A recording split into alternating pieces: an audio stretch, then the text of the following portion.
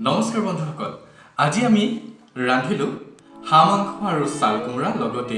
চুঙা চাউল কেনেকৈনো আজি আমি এইখিনি প্ৰস্তুত কৰিলো আপোনালোকক এবাৰ আমি দেখুৱাম গতিকে বলক আমি যাওঁ পাকঘৰলৈ বন্ধুসকল আজি আমি ৰান্ধিবলৈ আগবাঢ়িছো অসমৰ এক পৰম্পৰাগত খাদ্য সেয়া হৈছে হাঁহ মাংস আৰু চাল কোমৰা গতিকে আহকচোন এই খাদ্যবিধ মই কেনেকৈ প্ৰস্তুত কৰোঁ সেয়া আপোনালোকক দেখাওঁ আৰু প্ৰথমতে আমি মছলা প্ৰস্তুত কৰিব লৈছোঁ ইয়া লৈছোঁ পিঁয়াজ আৰু ইয়া আদা নহৰু পিহা জলকীয়া পিহি লৈছোঁ আৰু লগত আছে ছানৰাইজৰ হাঁহ চাল কোমোৰাৰ মছলা আৰু ইয়া কোমোৰা আলু দুটুকুৰা মানো লৈছোঁ আৰু ইয়া হাঁহৰ মাংস মেৰিনেট কৰি থোৱা মাংসখিনিত মই এনেদৰে মছলাসমূহ সানি লৈছোঁ লগত দিছোঁ ছানৰাইজৰ হাঁহ চাল কোমোৰাৰ মছলা আৰু ইয়াত তেল অলপ দি সানি লৈছোঁ